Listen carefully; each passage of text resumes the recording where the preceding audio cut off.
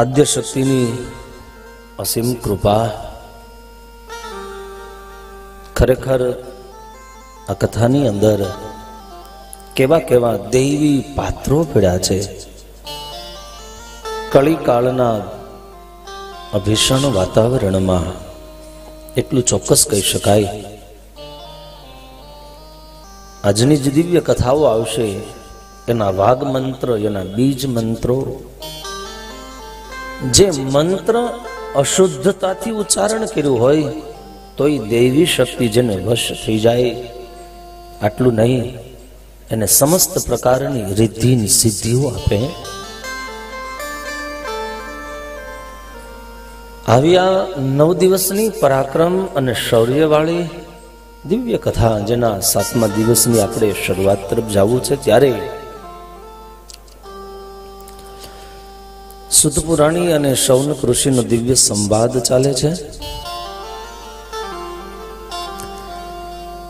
જન્મેજય મહારાજના હૃદયમાં અશાંતિનું વાતાવરણ સર્જાણું. એ અશાંતિના વમળોને શાંત કરવા માટે સવાલ પૂછ્યા.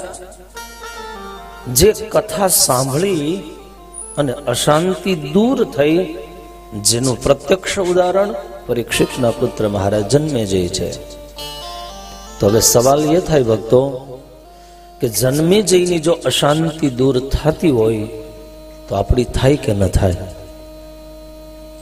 આપણે કેવા આસન ઉપર બેઠા છે ને આધાર રાખે. આસન એટલે ગાડલા નહીં હો, જ્ઞાનના આસન ઉપર બેઠા, મુમુક્ષુના આસન ઉપર બેઠા, ત્યાગ કે વૈરાગ્યના આસન ઉપર બેસી કેવા ભાવથી આપણે કથા સાંભળી. અન્યથા ગંગમાં ગર્દભનો પ્રવેશ, ગંગામાં ગધેડો ડૂબકી મારી વયું આવે, મળે કઈ નહીં. કુંજર પણ પોતાની સૂંઢથી એ જળ ક્રીડાઓ કરી સ્નાન કરી લે, પણ મહિમા ન હોય તો કોઈ ફળશ્રુતિ ન મળે. અને ત્યારે આપણે સૌ આમાં શ્રોતા અને વક્તા કોઈ અલગ નથી. જે શક્તિનો અભિન્ન આ સમસ્ત જગત છે, ત્યારે આપણે સૌ મહારાજ જન્મેજયની જેમ નૈમિષારણ્યની ભૂમિમાં કોઈ યોગ્ય જેને શાસ્ત્રનું જ્ઞાન છે, જેને શ્રોતાના સંશયોને દૂર કરવા માટે જેને સમસ્ત પુરાણોની ઇતિહાસનો અભ્યાસ કર્યો છે. અને ત્યારે યાદ રાખજો, કરેલી કથા ત્યારે સાર્થક બને જ્યારે શ્રોતાઓના મનના સંશયો જો દૂર ન કરી શકે વક્તા, તો કથા પણ ક્યારેક પરિશ્રમ બની જાય. શ્રોતા અને વક્તાના લક્ષણ બતાવતા વેદવ્યાસજીએ સ્પષ્ટતા કરી કે દૃષ્ટાંત કુશલ ધીર, એવા દ્રષ્ટાંત આપે અને જેના લીધેથી બની શકે તો અલૌકિક દ્રષ્ટાંતો આપે, જેનાથી અલૌકિક ભાવ કથાનો રસ સચવાયેલો રહે, શ્રોતાઓના મનના સંશયો દૂર થાય. અને ચરિત્ર સાંભળ્યા પછી સાંભળનારના હૃદયની અંદર ઈષ્ટદેવ પ્રત્યેની આરાધનામાં વૃદ્ધિ જો ન થાય તો સાંભળેલું શ્રવણ પણ વ્યર્થ બને.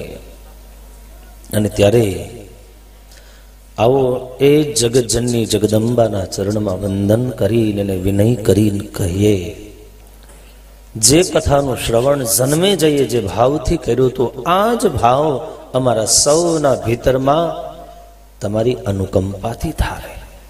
ત્યારે અહીંયા પરીક્ષિત મહારાજના પુત્ર એ પ્રશ્ન એ પૂછ્યો છે ભક્તો કે સંપૂર્ણપણે મને એમ થાય તક્ષકના દંશથી જે મારા પિતાની દુર્ગતિ થઈ એની સદગતિ થવી જોઈએ અને મારા મનની અંદર પરમ શાંતિની અનુભૂતિ થવી જોઈએ. મેં આસ્તિક ઋષિના કહેવાથી સર્પ યજ્ઞ બંધ કર્યો. આટલું નહીં, સાથે સાથે વૈશંપાયન ઋષિ પાસેથી મહાભારતની કથાએ આખી સાંભળી લીધી. અને છતાંય મારા મનમાં આજે શાંતિ નથી થઈ. ત્યારે હે સત્યવતીના પુત્ર મહર્ષિ વેદવ્યાસ, મારું મન જ્યારે અત્યંત વિષાદથી ઘેરાયું છે ત્યારે, બેચેનીનો અનુભવ કરે છે ત્યારે મારા જીવનમાં એ પુનઃ ફરીવાર શાંતિના સામ્રાજ્ય સ્થપાય, એક નવી શક્તિના, ક્રાંતિકારી શક્તિના મંડાણો મંડાય અને જે પિતાનો દેહ પંચભૂતમાં વિલીન થયો છે એ દિવ્ય આત્માને પરબ્રહ્મની પ્રાપ્તિ થાય. અને આજે મારા હૃદયની અંદર જન્મેજય કહે છે, ક્ષાત્ર તેજની લીધેથી હું ક્ષત્રિયનો દીકરો છું અને ક્ષત્રિયનું મૃત્યુ કદાચ રણભૂમિમાં થાય તો એ વંદનીય છે, સરાહનીય છે, પ્રશંસનીય છે. પણ એક ક્ષત્રિયને સર્પનો દંશ થાય ને મૃત્યુ થાય, આ વાતથી જન્મેજય કહે છે મારા હૃદયમાં ચિંતા થાય છે.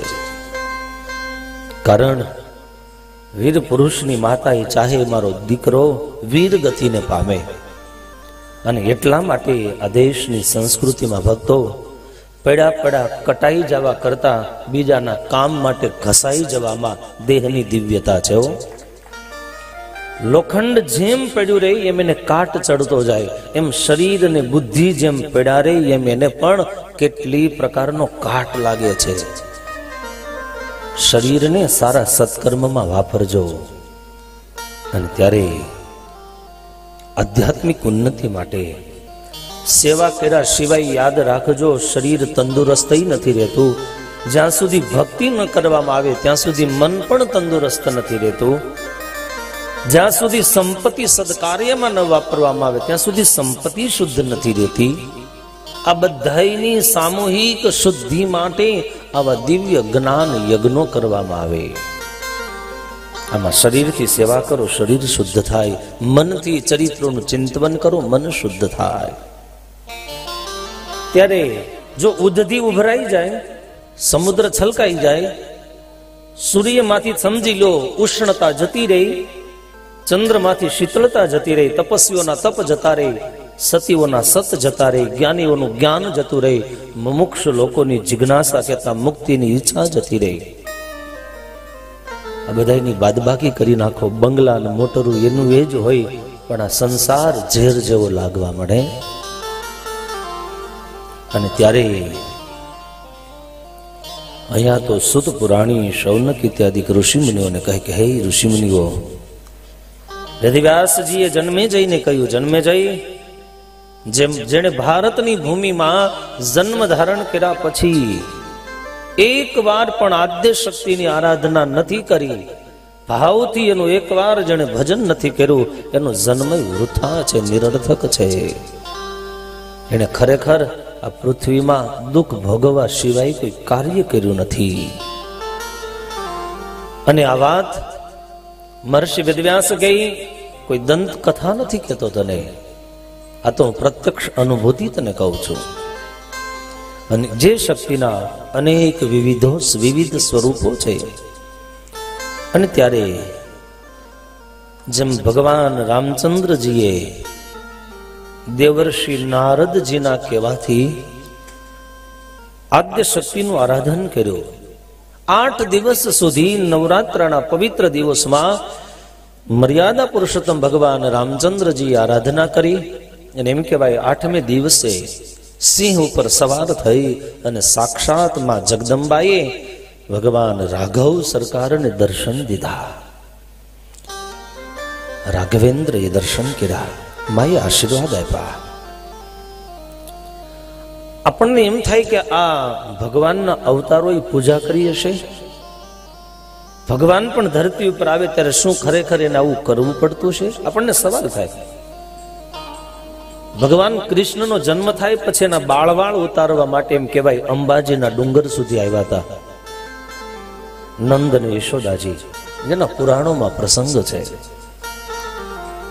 સવાલ એ જાગે કે ભગવાન પોતે જેના ભયથી ભયભીત રહેતો હોય એ ભગવાનને રણ છોડીને ભાગવું પડે?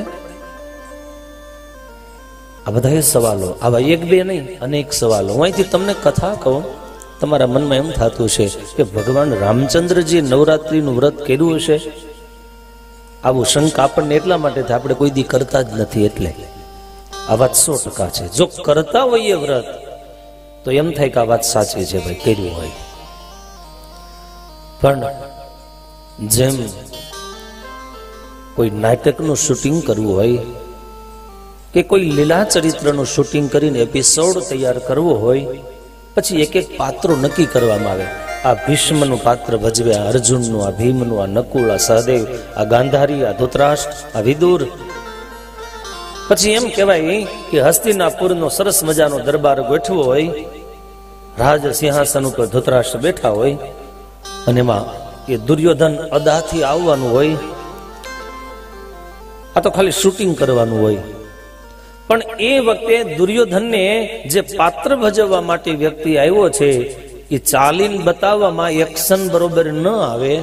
એક વાર ચાલે, 2 વખત, એક્શન 5 વાર કરે, છતાં એમ થાય કે આની એક્શનો બરોબર નથી, આની અદા બરોબર નથી. પછી શું કરવામાં આવે? જેમ બાળક નાનું હોય, દવા પીવે નહીં, કડવી હોય, પછી બાળક જ્યાં સુધી દવા ન પીવે ત્યાં સુધી નિરોગી ન થાય. એટલે માં શું કરે? વાટકીમાં કાઢી આંગળીથી પોતે ચાટીને બાળકને એમ કે જો બહુ ગળી છે, પી જા બેટા. એટલે બાળકની માં પોતે ચાખી જોવે એટલે બાળકને વિશ્વાસ આવી જાય કે ચોક્કસ માં ખોટું ન બોલે, કોઈ દી દવા મીઠી જશે. અથવા પ્રલોભન આપે, બેટા આ દવા પી જા, તને ચોકલેટ આપું, પેંડો આપું. પ્રલોભનના એ ભાઈ ભાવથી પણ દવા પી જાય. એમ માં જેમ દવા કડવી હોવા છતાંય એ બાળકને ચાખીને બતાવે છે ને બાળક પી જાય છે, એમ જેને પાત્રની એક્શન કરતા ન આવડી હોય તો સ્વયં પ્રોડ્યુસર આવી અને ચાલીને એક્શન કરીને બતાવે. જો હાથનો લહેરકો આમ કરજે, આવી રીતે હાથ ઊંચો કરવાનો, આમ એક્શન કરવાની. એમ આપણે બધાએ આ જગદીશ્વરના જગતમાં, જગતનો હરેક જીવાતમાં એક એક પાત્ર ભજવવા માટે આપણે બધાએ આવ્યા છીએ. કોઈએ માનું ભજવું, કોઈએ બાપનું ભજવું, કોઈએ દીકરાનું, કોઈએ સાધુનું, અલગ અલગ પાત્રો. પણ જે દિવસે આપણને ઈશ્વરને એમ થાય કે આની એક્શન બરોબર નથી, તે દિવસે ભગવાન ક્યારેક રામ બનીને આવે, ક્યારેક કૃષ્ણ બનીને આવે, ક્યારેક ભગવાન સ્વામિનારાયણ બનીને આવે. તમને મને ચાલતા શીખવાડે, જીવતા શીખવાડે, બેટા જગતમાં આમ જીવવાનું છે. અને ત્યારે અહીંયા ભગવાન રામચંદ્રજીને દર્શન દીધા. સ્વયં કહ્યું, ભગવાન રામચંદ્રજી આપ ચિંતા ન કરો, અને અવશ્ય તમારો સંકલ્પ ટૂંક સમયમાં પૂરો થશે, અને આખી રાવણનો વધ થશે, અને જગત જનની સ્વયં સીતા એની પુનઃ પ્રાપ્તિ થશે. આટલું નહીં, આરાધનાના ફળ સ્વરૂપે તમને અયોધ્યાની રાજગાદી ફરીવાર મળશે.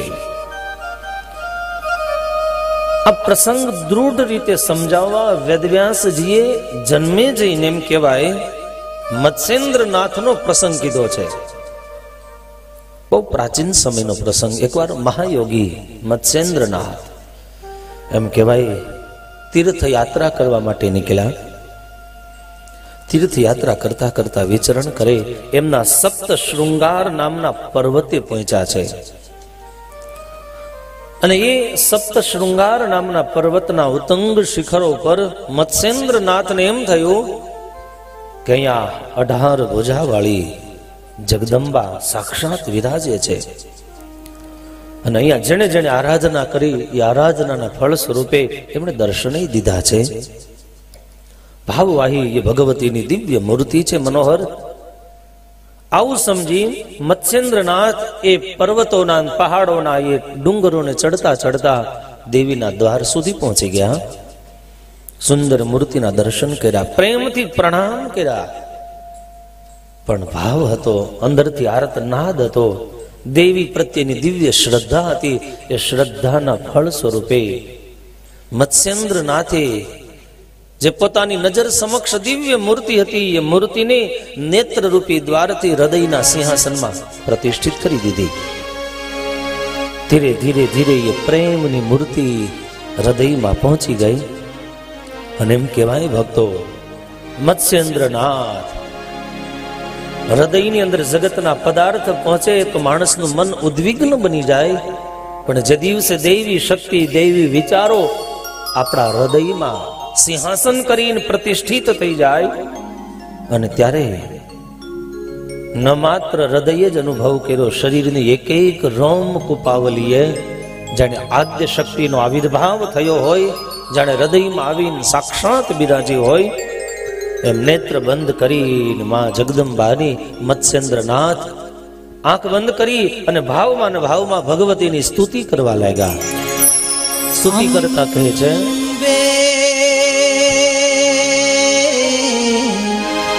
चरण कमल है तेरे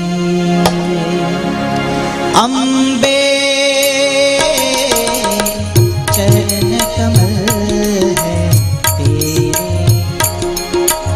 हम भौरे हैं जन्म जन्म, हम भौरे हैं जन्म जन्म के निश दिन देते फेरे अम्बे,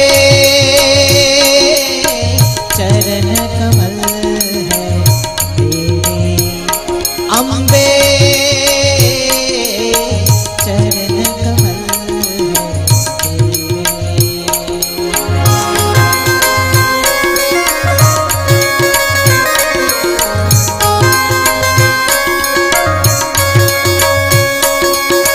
तू धरती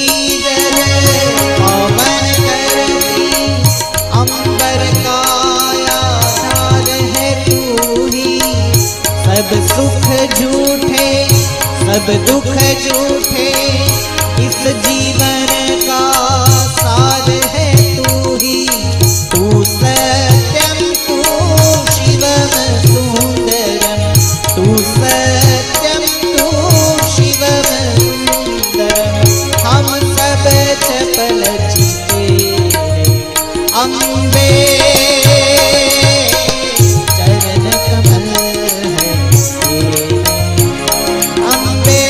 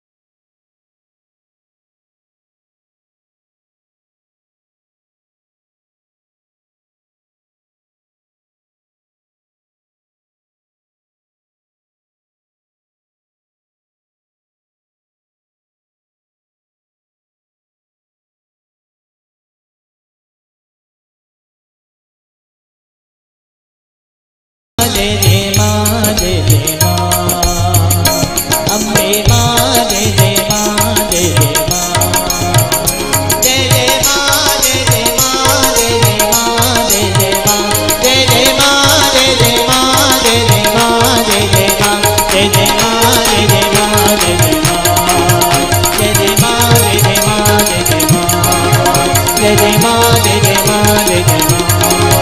ओ हो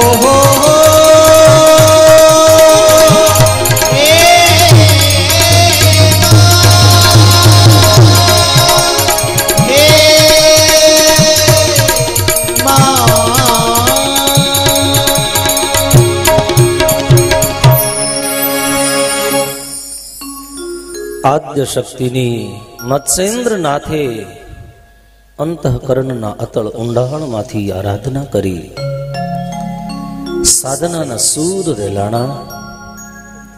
આખી મત્સ્યેન્દ્રનાથ અન્નજળનો ત્યાગ કરી એક આસન ઉપર સ્થિર બેસી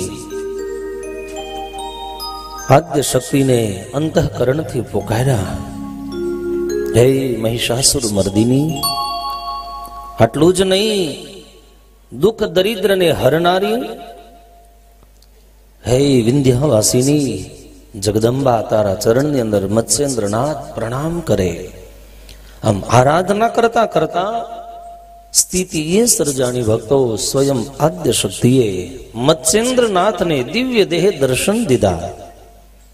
દર્શનથી જાણે મત્સ્યેન્દ્રનાથનો જેમ શરદ પૂર્ણિમાની રાત્રિએ સરોવરમાં જેમ ચંદ્રની કિરણોથી જેમ કમળના એક એક પાંખડીઓ ખુલી જાય, એમાં જ મત્સ્યેન્દ્રનાથને આદ્ય શક્તિ જગદંબાનું દર્શન થતાની સાથે ચિત્ત પ્રસન્ન બન્યું. શરીરની રોમાવલીએ આદ્ય શક્તિની અનુકંપાનો અનુભવ કર્યો.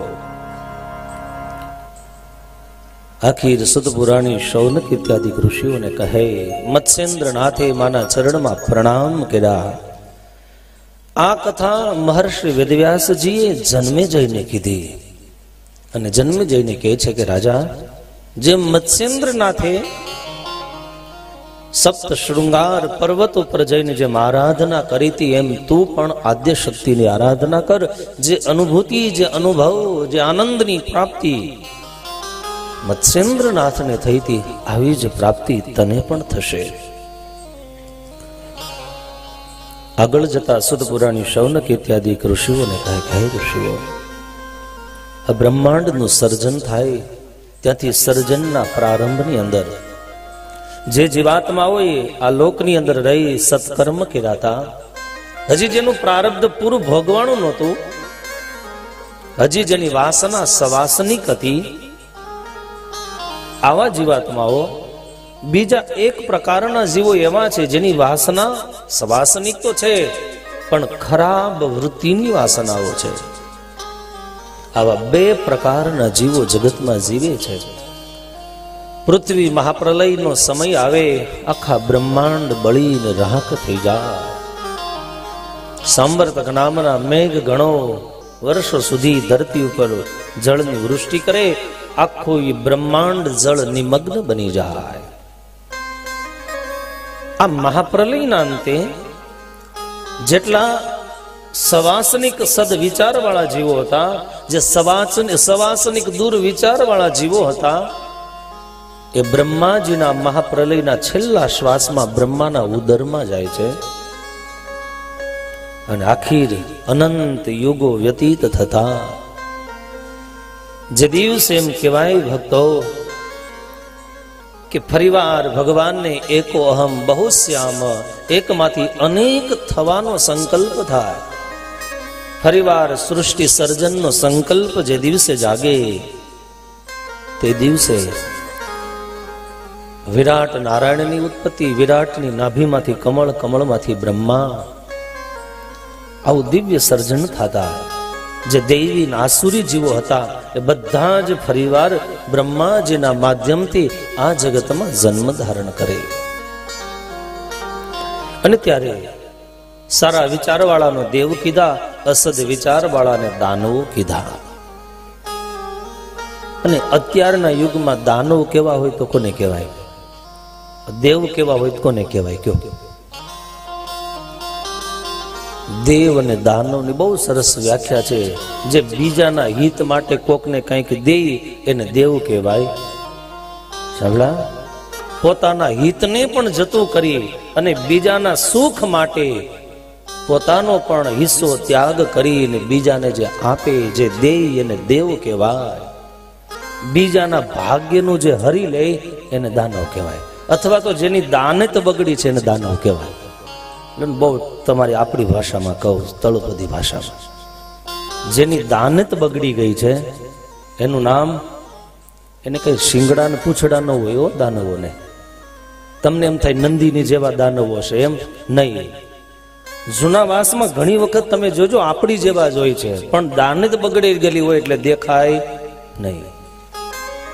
ક્યારેક આપણા ઘરમાં ઘૂસી જાય, ઘરમાં ઝઘડો કરાવીને જતા રહે, સમજી રાખવાનું આજ બધા મહિષાસુર જેવા હતા. પણ એનું સ્વાગત ફૂલથી ન થાય, એમાં તો દૈવી શક્તિનો, શૌર્યનો પ્રહાર થાય. અને ત્યારે અહીંયા દેવ અને દાનવ, અને ત્યારે અહીંયા એક વાત એ સર્જાય છે કે પૃથ્વીના પ્રારંભ કાળની અંદર દેવો અને દાનવોનું યુદ્ધ કાયમ થયું છે. અને ત્યારે જ્યારે જ્યારે પાપીઓના પાપથી જ્યારે આ ધરતીની લાલીમાં ધીરે ધીરે વધવા લાગે, તે દિવસે ક્યારેક ઈશ્વરને પાવવું પડે, ક્યારેક આદ્ય શક્તિઓને અવતાર ધારણ કરી અસુરોના વિધ્વંસ માટે આદ્ય શક્તિ અવતાર ધારણ કરે. સમય જતા એમ કહેવાય કે શુંભ અને નિશુંભના વધની કથા અહીંયા સુત પુરાણીએ શૌનક ઇત્યાદિ ઋષિઓને કહે છે. આ બાજુ શુંભ અને નિશુંભ ખૂબ બળવાન દૈત્ય છે, જેની પાસે અઢળક શક્તિ હતી, પણ એ શક્તિનો એને ઉપયોગ, એને પ્રયોગ સૃષ્ટિ ઉપરના રહેલા જીવાત્માઓના વિનાશ માટે વાપર્યો છે. અને ત્યારે સ્વયં શુંભ અને નિશુંભોએ દૈવી શક્તિ, આદ્ય શક્તિને દર્શન કર્યા, એનું નામ સાંભળ્યું. અને ત્યારે એમ કહેવાય આદ્ય શક્તિને વશ કરવા માટે સૌ પ્રથમ એ શુંભ અને નિશુંભે 60,000 સૈનિકોની સાથે ધૂમ્રલોચનને મોકલે છે. ધૂમ્રલોચન 60,000 એ સૈનિકોને લઈ અને જાય છે.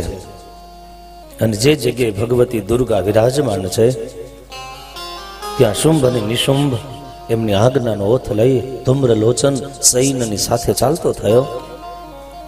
હિમાલયના એ ઉત્તંગ શિખરો ઉપર જ્યાં ભગવતી દુર્ગા વિરાજતા હતા ત્યાં આવ્યો. ધૂમ્રલોચન આવ્યો છે અને ધૂમ્રલોચનના મનની અંદર ઈચ્છા છે કે આ ભગવતી દુર્ગાનો નાશ કરી નાખું. આવા આશયથી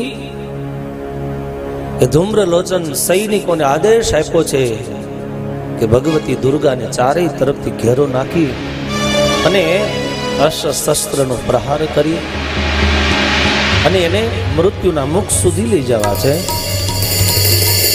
ભક્તો, દેવી ભાગવત એમ કહે છે કે અહીંયા ભગવતી દુર્ગાએ પોતાના જ દિવ્ય દેહમાંથી ધૂમ્રલોચનના વિનાશ માટે ખાલી હુંકાર ભરી અને દિવ્ય તેજયુક્ત યજ્ઞનો પ્રહાર કર્યો.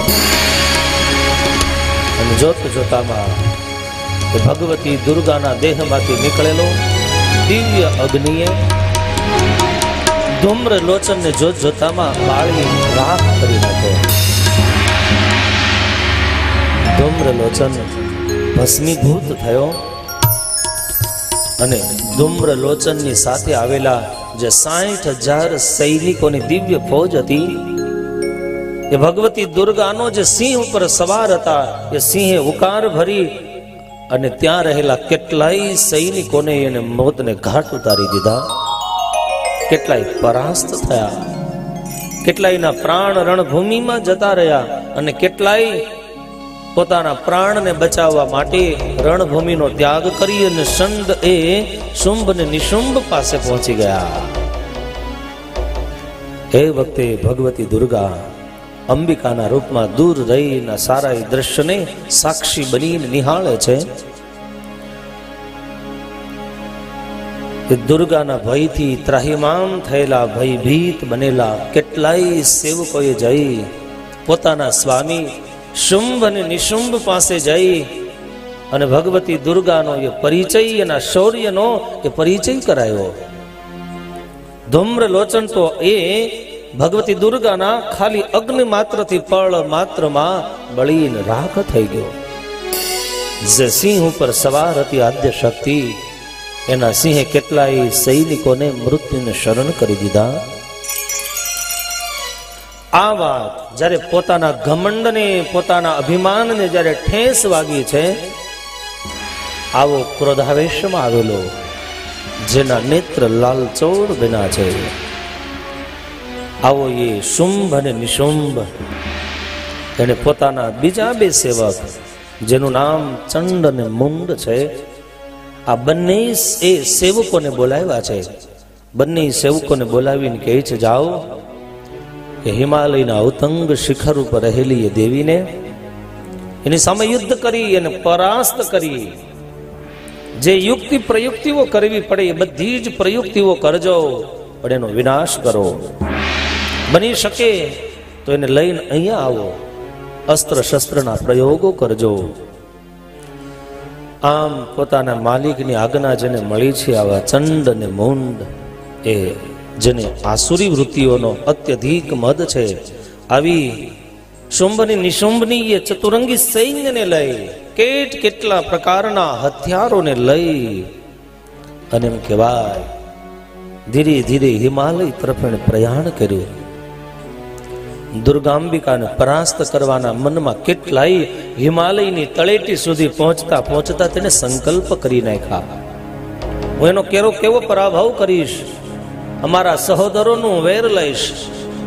આજ એ જ શક્તિને પોતાના મદનું ભલે અભિમાન હોય, પણ આજ અમારી આસુરી શક્તિનો હું એને પરિચય કરાવીશ. ધીરે ધીરે ધીરે ચાલતા એ ચંડ અને મુંડ માં અંબાની જે નિવાસ ભૂમિ, જે હિમાલય, ત્યાં આવી પહોંચ્યા. ગિરિરાજ હિમાલયની દિવ્ય તળેટી, જ્યાં અનેક શિખરોની પર્વતમાળાઓ, જ્યાં વૃક્ષોની લાંબી કતારો દૂર દૂર સુધી જાણે ગગન સાથે બત ભરીને વાતો કરતી હોય. ભગવાન સૂર્યનારાયણની પહેલી કિરણ પડે, બરફથી આચ્છાદિત આજે એ શિખરો જાણે સુવર્ણના ઢગલાઓથી જાણે ચળકતા હોય. આવા સુંદર મજાની હિમાલયની દિવ્ય ભૂમિમાં ચંડ અને મુંડ પધાર્યા છે. જોત જોતામાં એ ચંડ અને મુંડે પોતાના સૈનિકોને આજ્ઞા આપી દીધી, દૈવી શક્તિને ચારેય તરફથી ઘેરો નાખો. આ બાજુ સુત પુરાણી શૌનક ઇત્યાદિ ઋષિઓને કહે, હે ઋષિઓ, જે આદ્ય શક્તિની અમાપ શક્તિથી જે અપરિચિત છે, જેને આદ્ય શક્તિનું જે જ્ઞાન અને શક્તિનું ભાન નથી, આવો ચંડ અને મુંડ ધીરે ધીરે ધીરે આદ્ય શક્તિ ઉપર જ્યાં શસ્ત્રનો પ્રયોગ કરવા જાય, અને બરોબર તે જ સમયે મહર્ષિ વેદવ્યાસજી કહે છે, દેવી શક્તિ ક્રોધાન્વિત બને, અને ક્રોધાન્વિત બનતા એની બંને ભ્રમરોના મધ્ય ભાગ ધનુષ્ય જેવી થાય. ભ્રકુટીના ભૂભાગમાંથી એક દિવ્ય શક્તિનો પ્રાદુર્ભાવ થાય છે. ભગવતી દુર્ગાના એ દિવ્ય ભ્રમરોમાંથી જે ક્રોધનો અવતાર જાણે સાક્ષાત થયો હોય, રોષાન્વિત બનેલી એ દિવ્ય શક્તિએ, જેની દેહાકૃતિ અત્યધિક ભયાનક હતી, જેની દેહાકૃતિ વિચિત્ર પ્રકારની હતી, જેને ભયંકર 4 ભુજાઓ હતી, એક એક ભુજામાં દિવ્ય આયુધોને ધારણ કર્યા હતા. એક હાથની અંદર કૃપાણ છે, બીજા હાથમાં ખપર છે, વળી ત્રીજા હાથમાં એ ધનુષ્યનું પાશ કેતા દોરી છે. અને આવા ચતુર્ભુજ સ્વરૂપને ધારણ કરનારી દિવ્ય શક્તિ, જેને ચિત્તાના દેહના ઉપરના ચામડાને પોતાના દેહથી વંટોળીને રાખ્યો છે, કંઠને વિશે ખોપરીની માળાઓ જેને પહેરી છે, કટી મેખલા તરીકે એમ કહેવાય કે માણસના કપાયેલા આંગળીઓની જેને માળા પહેરી છે, શરીર રુધિરથી સુકાયેલું છે, દેહ અસ્થિપિંજર જેવો લાગી રહ્યો છે, આવી ભયંકર આકૃતિ જોત જોતામાં ભગવતી દુર્ગાના દેહમાંથી પ્રગટ થઈ ભયંકર અને રુદ્ર રૂપ નિહાળ્યું. આ સ્ત્રી શક્તિ એ બીજું કોઈ નહીં, સાક્ષાત મહાકાળી દિવ્ય શક્તિનો જય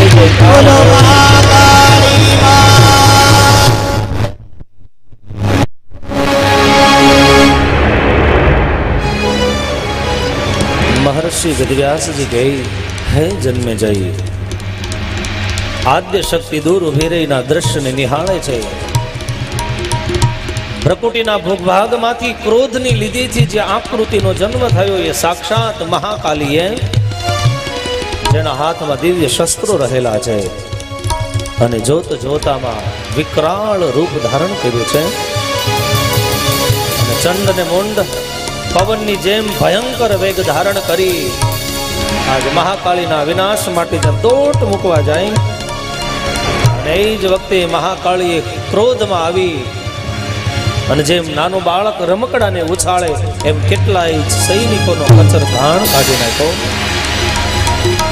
કેટલાય અસુરોને મોતને ઘાટ ઉતાર્યા છે. મહાકાલી દેવીએ આ રણ મેદાન રુધિરથી ખરડાયું છે. અસુરોનો નાશ થયો. આ બાજુ મહાબળવાન ચંડ અને મુંડ બંને મહાકાળી દૈત્યની તરફ દોડી મારી નાખવા માટે દોટ મૂકી છે. જોત જોતામાં મહાકાલી દેવીએ આ ચંડ અને મુંડનો પોતાના ચતુર્ભુજ સ્વરૂપની અંદર રહેલા દિવ્ય શસ્ત્રથી સ્વયં મહાકાલીએ ચંડ અને મુંડને મૃત્યુને ઘાટ ઉતાર્યા છે. દેવતાઓ આવી જય જયકાર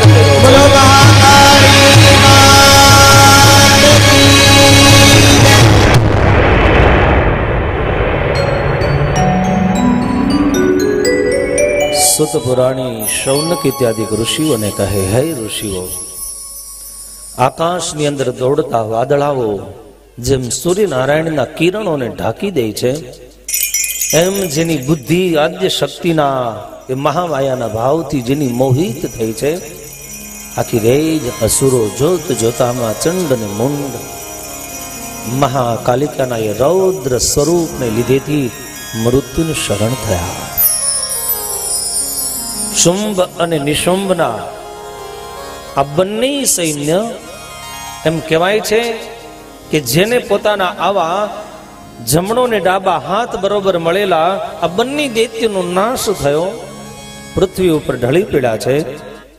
અને બરોબર તે સમયે ભીષણ યુદ્ધ સમાપ્ત થાય અને એ જ મહાકાળી દેવી દુર્ગા પાસે જઈ અને બંને અસુર કેતા ચંડ અને મુંડના મસ્તકો લઈ અને દુર્ગા દેવીના ચરણમાં સમર્પિત કર્યા. અને એમ કહે છે, હવે હું આશા રાખું છું કે શુંભ અને નિશુંભનો વધ આપના માધ્યમથી આપના જ વરદ હસ્તે થાય. આમ કહી દેવી દુર્ગાએ મહાકાલીને આશ્વાસન, આશીર્વાદ અને એની દિવ્ય અને શૌર્ય પરાક્રમની જાણે શબ્દ દેહથી પૂજા કરતા હોય એમ કહ્યું, હે દેવી કાલિકા, આપે શૌર્યના દર્શન કરાવ્યા, પરાક્રમના દિવ્ય દર્શન કરાવ્યા. ન જીતી શકાય એવા ચંડ અને મુંડને પળ માત્રની અંદર આપે પરાક્રમથી જ્યારે એનો વિનાશ કર્યો છે, ત્યારે જાઓ આ જગતની અંદર તમારી ખ્યાતિ, તમારી પ્રખ્યાતિ યાવત ચંદ્રો દિવાકર, જ્યાં સુધી આ 50 કરોડ પૃથ્વીનો ભૂભાગ જળ ઉપર સ્થિર રહેશે, જ્યાં સુધી આ સૃષ્ટિનો મહાપ્રલય નહીં થાય, જ્યાં સુધી સૂર્ય અને ચંદ્ર ઉદય અને અસ્તા ચળને પામતા રહેશે, ત્યાં સુધી આપનું કરેલું આ દિવ્ય કર્મ, ચંડ ને મુંડને મારવાની પ્રહારની લીલા, આપનું આ રૌદ્ર મહાકાળીના સ્વરૂપને લીધેથી દેવી તમે કાયમને માટે ચામુંડા તરીકે આ જગતની અંદર પ્રસિદ્ધિને પામશો. પ્રતિદિન તમારી વૃદ્ધિ થશે, તમારું આરાધન કરનારે બધી રીતે સુખી ને સમૃદ્ધ બનશે. તમારા 2 સ્વરૂપો છે દેવી, એક રૌદ્ર સ્વરૂપ અને એક શાંત સ્વરૂપ. રૌદ્ર સ્વરૂપે તમે મહાકાલી તરીકે આ જગતની અંદર પૂજાશો અને એવું જ તમારું દ્વિતીય રૌદ્ર સ્વરૂપ એટલે કે ચંડ અને મુંડને મારનારું ચામુંડાનું સ્વરૂપ અતિ પ્રસન્ન વદને દેવી દુર્ગાએ દિવ્ય હૃદયના આશીર્વાદ પાઠવા અને ત્યારબાદ મહાકાલી દેવીના મંદિરની અંદર તમે ઘણા બધા દર્શન કરવા ગયા હશો, જોયું હશે. એ દેવીની દિવ્ય દેહ આકૃતિ તમે જોઈ હશે, જેનો શરીરનો વર્ણ લગભગ કાલી કહેતા શામ છે અને જેને મુંડની મેખલાઓ ધારણ કરી ચતુર્ભુજ સ્વરૂપમાં આયુધો ધારણ કર્યા. પણ એની જીભ તમે જોઈ હશે બિલકુલ બહાર નીકળી ગયેલી છે, હાથમાં ત્રિશૂળ છે અને એના પગ નીચે તમે જોયું છે સાક્ષાત ભગવાન શિવજી છે. આ કથાની પાછળ પણ પૌરાણિક અર્થ છે. દેવી ભાગવતની અંદર મહર્ષિ વેદવ્યાસજીએ જન્મે જઈને આ પ્રસંગ કીધો. એનું કારણ શું? નહીતર જે શક્તિ સ્વયં જેની આરાધિકા શક્તિ છે, જેના દેહમાંથી જેનો પ્રાદુર્ભાવ થયો છે, એને ભગવાન શિવજીને એના શરીર ઉપર એનો પગ શા માટે? એમ કહેવાય ભક્તો કે ધરતી ઉપર અવારનવાર અસુરો આવી અને ભગવાન શંકરને દુઃખ દેતા, પરેશાન કરતા. અને એક વખત ભગવાન શંકરે સ્વયં પોતાના દેહમાંથી જ એક દેવી શક્તિનો પ્રાદુર્ભાવ કર્યો છે. સંજોગો વશાત એમ કહેવાય ભગવાન શિવ અને રાક્ષસો વચ્ચે યુદ્ધ થતા રહ્યા, દાનવો વચ્ચે યુદ્ધ થતા રહ્યા. અને એક દિવસનો સમય એવો આવે છે કે હાથમાં જેના હાથમાં ખડગ છે, બીજાના દ્વિતીય હાથમાં એ ખોપરી છે. આવી મહામાયા મહાકાલિકા દેવી જેનું ભયંકર અને ડરામનું સ્વરૂપ છે. અને ત્યારે જે શક્તિ સ્વીકાર પણ છે, નિર્વિકાર પણ છે, નિર્ગુણા જે શિવ સ્વરૂપા જે દિવ્ય શક્તિ જેની સાથે ભગવાન શિવજીનો તાદાત્મ્ય ભાવ છે. આ ભગવાન શિવની જ પરાશક્તિ છે, જેનો નિત્ય સંબંધ રહેલો છે. ચાહે જગતની ઉત્પત્તિ વિશે હોય તોય ભલે, સંચાલન વિશેની શક્તિ હોય તોય ભલે, ચાહે સંહારની શક્તિ હોય તોય ભલે.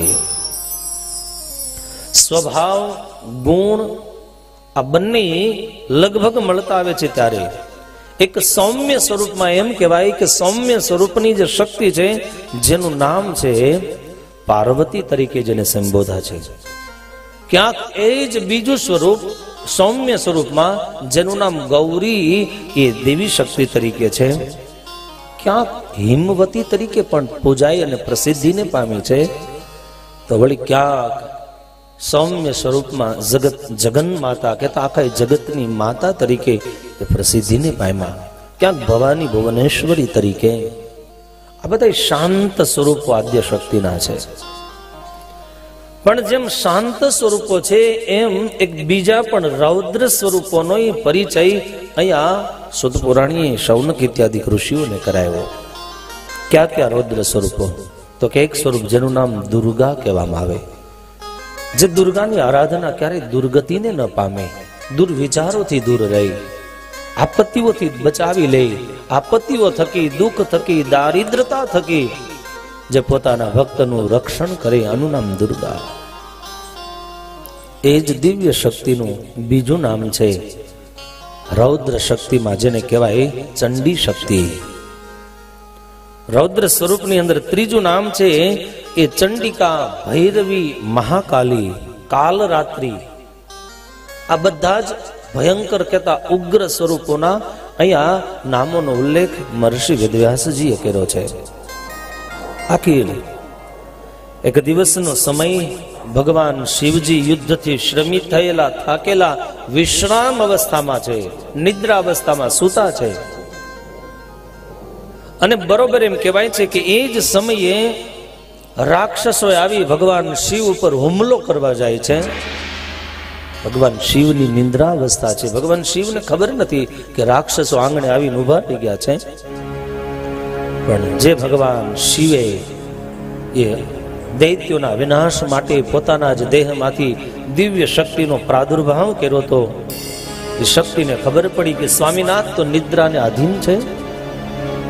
અને ત્યારે પોતાના પતિના રક્ષણ માટે એ જ દિવ્ય શક્તિએ હાથમાં ખુલ્લું ખડગ લઈ, ખપ્પર લઈ અને ભગવાન શિવના રક્ષણ માટે ઉતાવળી ગતિથી દોટ મૂકી. અને મહાકાલીને ખબર નથી કે ત્યાં ભગવાન શિવજી સૂતા છે. ભાવાવેશમાં આવીને જ્યાં દોટ મૂકવા જાય અને મહાકાલીનો પગ એ ભગવાન શિવજીના શરીર ઉપર પડે છે. પછી ખબર પડી અપરાધ થયો અને કાલિકાના મુખમાંથી જીભ બહાર નીકળી જાય છે. આ સ્વરૂપ હરેક મહાકાલી મંદિરમાં પૂજાય છે. જેના હાથમાં ત્રિશૂળ હતું. ઘણી વખત આપણે દર્શન કરીએ પણ દર્શનનો ભાવ શું છે? કયા ચરિત્રના માધ્યમથી આ સ્વરૂપ આવું બન્યું છે? ઘણી વખત આપણને એમ થાય કે આ શક્તિ કોઈ ભગવાન શંકરના દેહ ઉપર પગ મૂકે, પણ એની પાછળનો ભાવ આશય શુદ્ધ છે કે દૂષિત નથી. શિવના રક્ષણ માટેના ભાવથી ભાવાવેશમાં આવીને ભવાનીએ જ્યારે દોટ મૂકી. અને ઘણી વખતે આપણે ભાવમાં આવી જઈએ. નાનું એવું છોકરું, એની માં ઘરના ઘણા કામ કરવા હોય, બેસીને ખાઈ નહીં, એક કોળિયો અહીંયા ખાય, એક કોળિયો ઓસરીએ જઈને ખાય. અને ન તો માં પરવારી શકે, ન બાળક પેટ ભરીને ખાઈ શકે. તેથી ભાવાવેશમાં આવીને માં એમ કે મારા બાપ તું એક જગ્યાએ બેસીને ખાઈ લે એટલે હું નવરી થાવ. પણ માનો ભાવ કઈ બાપ નથી, એ એનો દીકરો જ છે. પણ છતાંય ભાવનાના આવેશમાં આવી અને એના દીકરાને કહે છે. આજ વાત તમે કુરુક્ષેત્રના મેદાનમાં જુઓ. ભગવાન કૃષ્ણએ અર્જુનને પણ તાત કહીને સંબોધા છે. હે તાત. આ હિન્દુસ્તાનની ભૂમિ યાદ રાખજો, ભાવનાની ભૂમિ છે. આ લાગણીની ભૂમિ છે. રાજસ્થાનના રણ જેવી ઉદ્ધર ભૂમિ નથી. અને ત્યારે ભગવાને આપણને દયા કરીને બીજાના દુઃખ જોઈ અને હૃદય દ્રવિત થઈ જાય આવું હૃદય આપ્યું છે. કઠોર પથ્થર જેવા ન બનતા હો. કોકનું દુઃખ જોઈને હૃદય આપણું દ્રવિત થવું જોઈએ. કોકના દુઃખમાં મદદ કરવાનો ભાવ થવો જોઈએ. અને એટલા માટે જ અહીંયા સ્વયં સુદ પુરાણી શૌનક ઇત્યાદિ ઋષિઓને કહે કે હે ઋષિઓ, મા કાલિકાએ ભગવાન શિવજીના સંરક્ષણ માટે દોટ મૂકેલી. અચાનક જીભ બહાર નીકળી ગઈ. એમ જેમ અષાઢ મહિનાની અંદર આકાશમાં જેમ મેઘાડંબર જામે, સૂર્યનારાયણ ઢકાઈ જાય, કાળા વાદળાઓને લીધેથી ચારેય તરફ અંધકાર છવાય. અને એ વખતે જ્યારે નભ મંડળની અંદર વીજળીનો જ્યારે ચમકાર થાય અને એ જેવું દ્રશ્ય હોય, આવા દ્રશ્યની પરમ અનુભૂતિ એમ કહેવાય. કાલિકાનો એક કાળો દેહ, ખપ્પરની માળા પહેરેલી, હાથમાં ત્રિશૂળ, ઉગ્ર સ્વરૂપ, અને એના મુખમાંથી જીભ જ્યારે બહાર નીકળી હોય ત્યારે એમ લાગે જાણે અષાઢી વાદળાઓની વચ્ચે જાણે વીજળી ચમકી રહી હોય. આવું સુંદર મજાનું ભાવવાળું દિવ્ય સ્વરૂપનું દર્શન અહીંયા સુદ પુરાણીએ શૌનક ઇત્યાદિ ઋષિઓને કરાયું. મહર્ષિ વેદવ્યાસજી જન્મે જઈને કહે છે, જન્મે જઈ આ રીતે સ્વયં મહાકાલિકા દેવી પ્રસન્ન થયા અને ચંડ ને મુંડનો વિનાશ કર્યો, ધૂમ્રલોચનનો નાશ કર્યો. અને ત્યારે આ દિવ્ય શક્તિ, જે શક્તિ ગુણાતીત છે, 3 ગુણોથી કાયમને માટે પર રહેનારી શક્તિ છે. પણ રૌદ્રી શક્તિ માત્ર યાદ રાખજો અધર્મીના વિનાશ માટે છે. એક જેનું શાંત સ્વરૂપ, જેને તમને પાર્વતી કહી અને સંબોધા, હિમવતી કીધા. આપણને એમ થાય આવું રુદ્ર સ્વરૂપ અને શાંત સ્વરૂપ, આ 2 સ્વરૂપની શું જરૂર છે? પણ આ 2 સ્વરૂપ આદિ છે, અનાદિ છે. અને બંને રૂપોની, બંને શક્તિઓની બધાઈને જરૂર પડે છે. યાદ રાખજો. રૌદ્ર રૂપનું ત્યારે જરૂર પડે કે જ્યારે આપણા જીવનની અંદર ખોટા દુર્વિચારોના વાદળો ચડવા લાગે, ધૂમ્રલોચન જેવા. દિવસ હોવા છતાંય એ ધુમાડાઓને લીધેથી જેમ સૂર્યનારાયણ થોડી વાર માટે ઢકાઈ જાય, આખો દિવસ ન ઢકાય પણ થોડી વાર માટે સૂર્યના અસ્તિત્વને ઢાંકી દે છે. એમ જ્યારે દુર્વિચારોના ધૂમ્રલોચન જેવા વિચારો ચડે છે ને, તે દિવસે આવા રૌદ્ર સ્વરૂપની જરૂર પડે.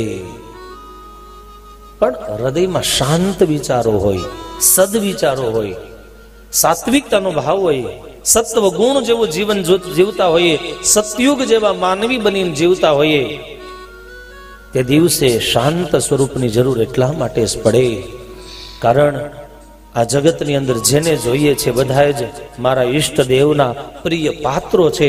એના પાલન માટે, એના પોષણ માટે ભાવ અને લાગણીની જ્યારે જરૂર પડે છે ત્યારે આવા શાંત સ્વરૂપોની ઉપાસનાઓ થાય છે. આ સુંદર મજાનો બંને વચ્ચેનો તફાવત અહીંયા સુત પુરાણીએ શૌનક ઇત્યાદિ ઋષિમુનિઓને બતાવ્યો.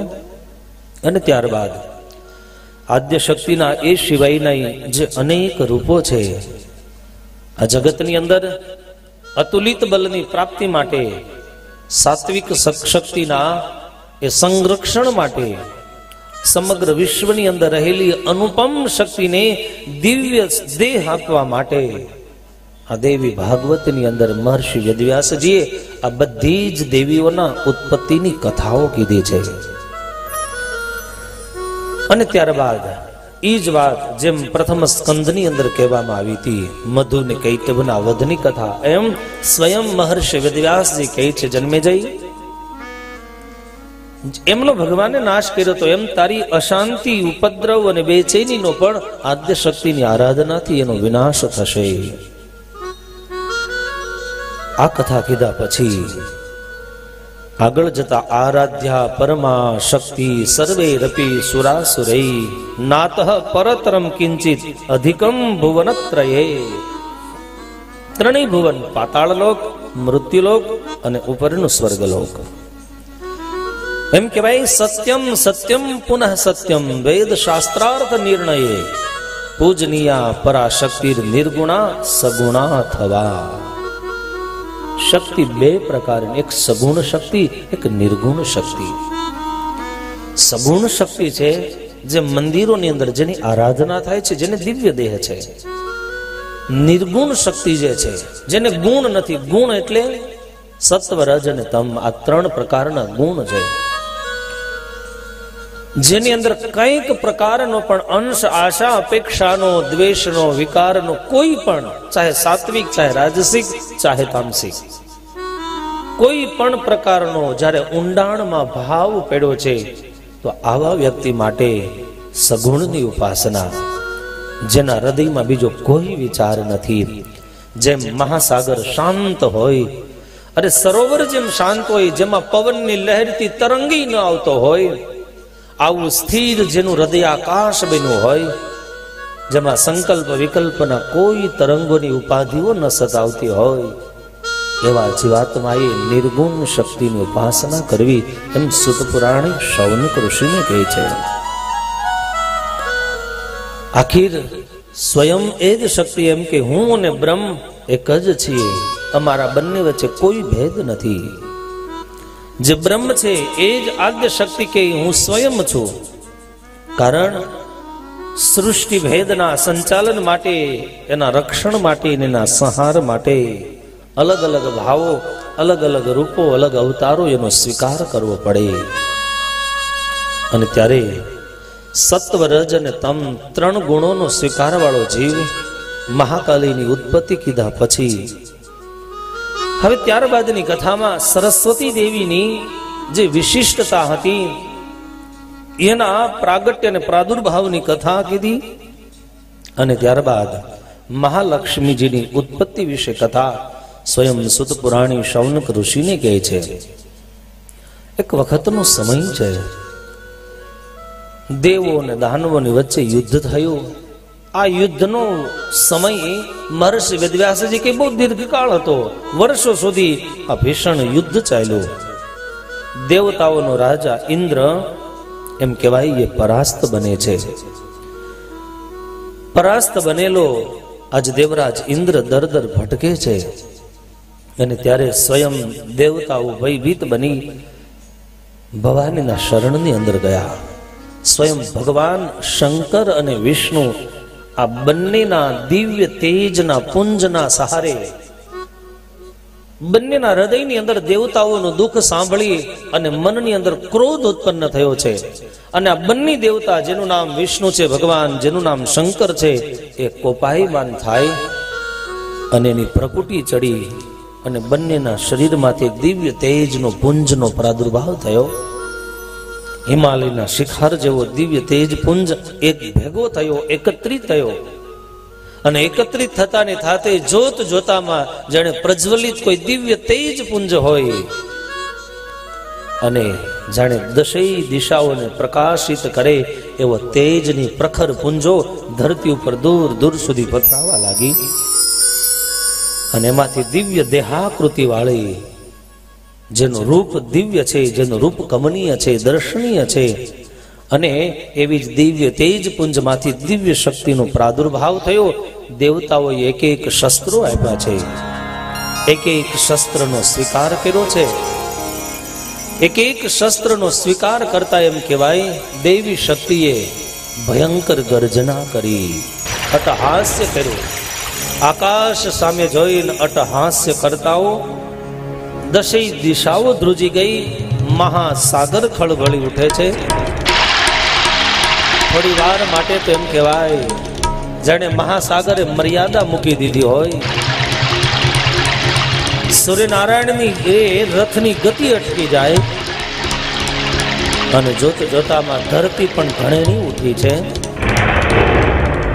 અને એ જ સમયે દેવતાઓએ આદ્ય શક્તિના દર્શન કર્યા. આકાશમાંથી પુષ્પ વૃષ્ટિ કરી, હાથ જોડી ગદગદ કંઠે સ્તુતિ કરતા જગદંબાના ચરણની અંદર સ્તુતિ કરી.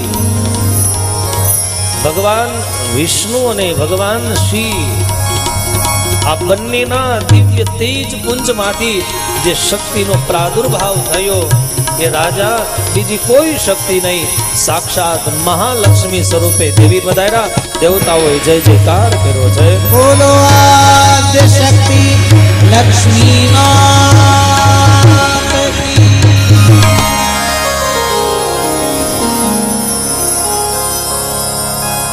આ સ્વયં પ્રાદુર્ભાવને પામેલા મહાલક્ષ્મીએ દેવતાઓના દુઃખને દૂર કરવા માટે દાનવોની સામે યુદ્ધ કર્યું. જોતા જોતામાં અસુરોનો નાશ કર્યો. અને ત્યાર પછી એ જ દિવ્ય શક્તિ આ ધરતી ઉપર માનવીઓના મનોરથને પૂર્ણ કરવા માટે મહાલક્ષ્મી તરીકે આ જગતની અંદર સ્થિત થયા. અને એમ કહેવાય છે કે મહાલક્ષ્મી આ જગતની અંદર જેનું કોઈ આરાધન કરે એને ઐશ્વર્યથી ભરપૂર ભંડાર ભરી દે.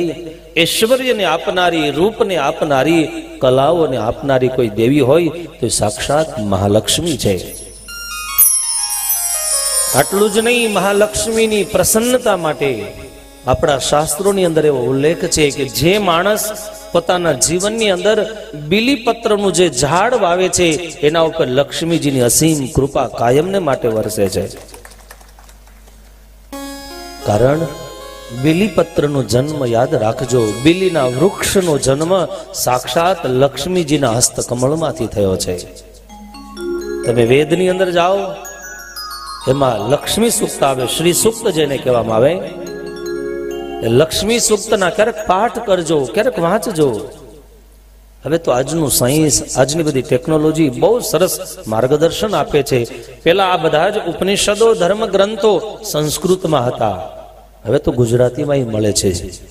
અને ત્યારે લક્ષ્મીજીની જ્યાં એ સ્તુતિ કરવામાં આવી છે ત્યારે લક્ષ્મીની પ્રસન્નતા માટે બીલીપત્રનો જન્મ લક્ષ્મીજીના હસ્તકમળમાંથી થયો છે. અહીંયા સુદ પુરાણી, શૌનક ઇત્યાદિ ઋષિમુનિઓને કહે છે કે હે ઋષિમુનિઓ, મહાલક્ષ્મી દેવીએ અસુરોનો વિનાશ કર્યો. આ સુંદર મજાની કથા કીધી. ત્યારબાદ એમ કહેવાય પાર્વતીજીના શરીર કોષમાંથી જ્યારે એ કાલિકાનું, કૌશિકીનું પ્રાદુર્ભાવ થાય છે ત્યારે પાર્વતીનો દેહ શામ પડી જાય છે.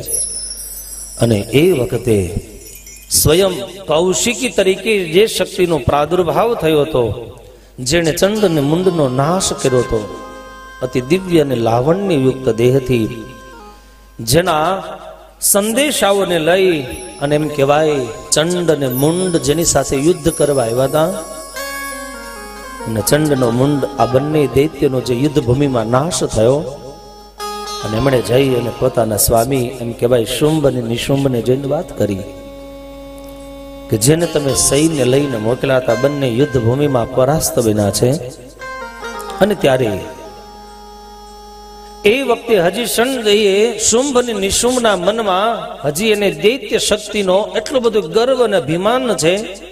એને એમ થયું કે હું સ્વયં જો સામે ચાલી અને એ શક્તિ પાસે જાઓ તો પળ માત્રની અંદર એને વશ કરી લઉં. પણ છતાં શુંભ અને નિશુંભના મનમાં એમ છે હજી એક પ્રસ્તાવ મોકલું. અને ત્યારે ધૂમ્રલોચનને મોકલો ન આવ્યા, ચંડને મુંડને મોકલ્યા ન આવ્યા. અને ત્યારે ત્રીજી વાર એમ કહેવાય છે શુંભ અને નિશુંભ એ પોતાનો દૂત કહેતા સુગ્રીવને મોકલે છે. સુગ્રીવને કહે છે તું જા અને ત્યાં જઈ અને મારા વતી એને વિનય, મારા શક્તિ અને બળનો એને પરિચય આપ. હું કોણ છું, મારામાં સામર્થ્ય શું છે. આ સુગ્રીવ નામનો દૂત શુંભ અને નિશુંભનો એમ કહેવાય આજ્ઞાને લઈ અને ચાલતો ચાલતો હિમાલયની તળેટીમાં પહોંચ્યો. અને ત્યાં આવી દેવી શક્તિનો રૂપનો અંબાર, જેનું લાવણ્ય યુક્ત રૂપ છે, જેમાં સ્નેહ અને વાત્સલ્ય એક એક પળે જેના નેત્રમાંથી ધરતી ઉપર વરસી રહ્યો છે. જેમ હિમાલયમાં જાઓ અને ઠંડીનો અનુભવ થાય અને એમ આજે આ આદ્ય શક્તિના દર્શન કરતા જાણે હૃદયની અંદર શીતળતા અને શાંતિની જે અનુભૂતિ થાય. આ ગૌર રૂપ કમનીય રૂપને જોતાની સાથે જ સુગ્રીવ નામના દૂતે જઈ અને સુંદર મજાના વિનયયુક્ત શબ્દોથી જાણે દેવી શક્તિની સ્તુતિ કરતો હોય એમ માં એ આદ્ય શક્તિને વિનમવા લાગ્યો છે. અમારા સ્વામી જેનો હું સેવક બનીને અહીંયા સેવકાઈ કરવા આવ્યો છું, અમારા સ્વામી શુંભ ને નિશુંભ છે. એનું પરાક્રમ, એનું શૌર્ય, એનું વરદાન, એનું બળ જેનાથી દેવતાઓ ભયભીત રહી છે. આપ કૃપા કરી મારી વાતનો સ્વીકાર કરી અને આપ મારી સાથે ચાલો અને તમે શુંભ અને નિશુંભનો સ્વીકાર કરો. ઘણી બધી ચર્ચાઓ પોતાના સ્વામીના ગુણગાન ગાયા છે. સુગ્રીવના મોઢામાંથી પોતાના સ્વામીના ગુણગાનને શાંત ચિત્તે સાંભળી અને જ્યારે સુગ્રીવ બોલતો બંધ થયો ત્યારે એ જ દિવ્ય શક્તિ એ દેવી એટલું જ કીધું તું, સુગ્રીવ સેવક હે દૂત, તારી વાત 100% સત્ય હશે. એનામાં પરાક્રમ હશે, શૌર્ય હશે. કદાચ એની શક્તિથી હું એમ કહું અમૃતનું પાન કરનારા દેવતાઓ ભયભીત હશે. પણ સાંભળ દૂત, મારી એક પ્રતિજ્ઞા છે. અને દૂત એક કામ કર, જેમ તું તારા સ્વામીની વાત લઈને અહીં આવ્યો છો ને એમ હવે હું તને કહું છું કે મારા પ્રતિજ્ઞાના શબ્દો ત્યાં જઈ અને તારા સ્વામી શુંભ અને નિશુંભને કહેજે.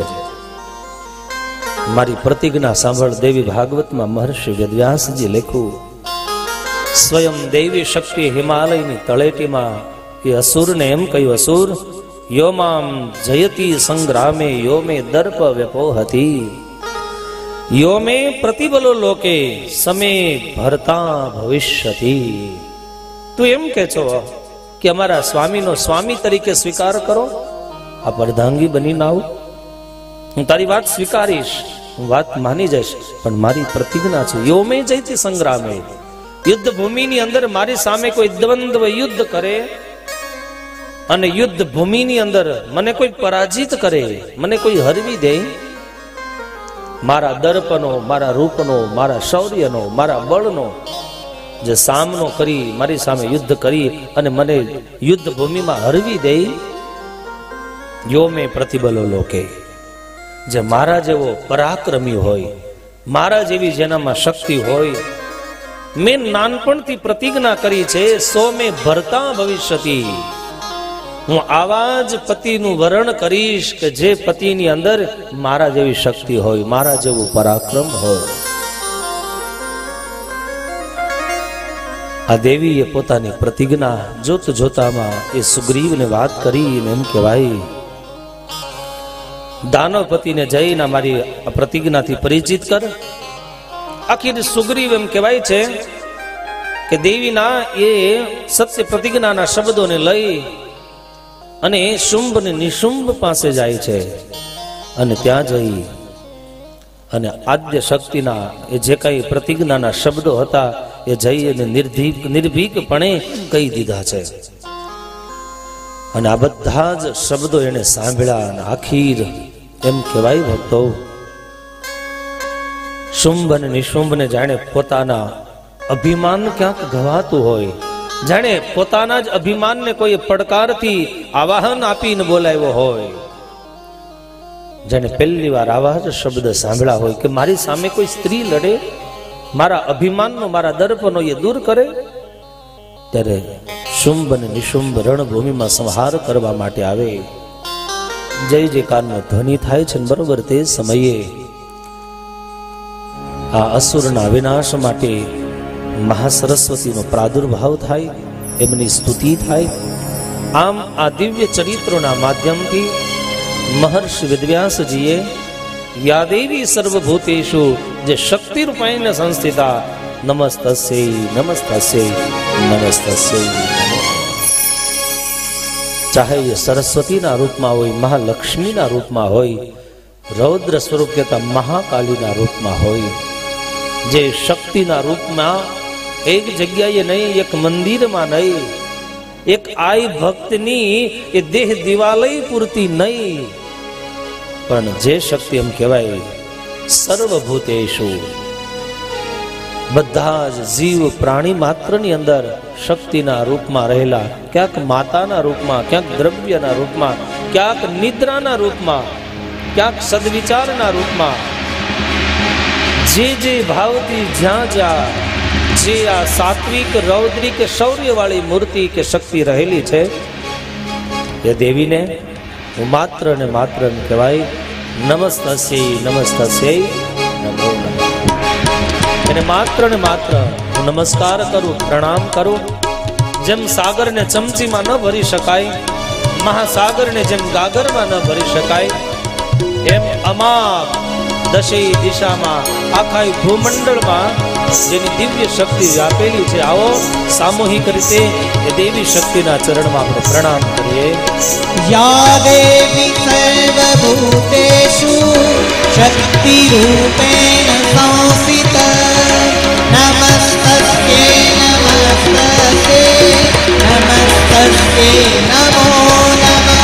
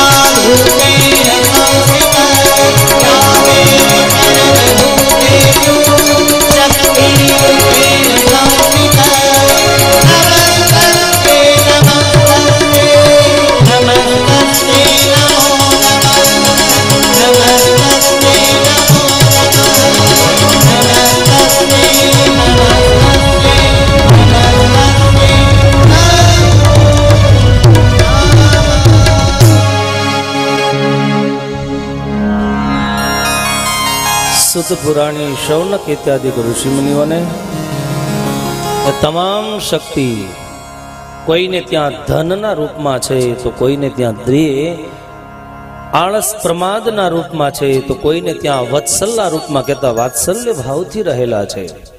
અનેક વિભિન્ન જે સ્વરૂપો, એની ઉત્પત્તિ, એના સંહારની કથા આ બધી જ કથાઓ સ્વયં મહર્ષિ વેદવ્યાસજી જન્મે જઈને કહે છે કે આ જગતની અંદર જીવતો જીવ કે જે માણસ નિષ્કામ ભાવે કામ કર્યા કરે છે, પોતાનાથી બનતા બધા જ પ્રયાસો નિસ્વાર્થ ભાવે આ જગતમાં કામ કરનારો એ જીવ, એના ઉપર યાદ રહે આદ્ય શક્તિની અનુકંપા 100% થાય છે. એક સામાન્ય નોકર તમારે ત્યાં નોકરી કરતો હોય, પગારદાર હોય, પણ એ માણસ જો વફાદાર થઈ બને એટલા બધા જ પ્રયાસો કરી અને પોતાની કર્તવ્ય કર્મની ફરજ જો અદા કરતો હોય તો વરસ દાડે દિવાળીએ એનો શેઠ એને બોનસ આપે કે ન આપે?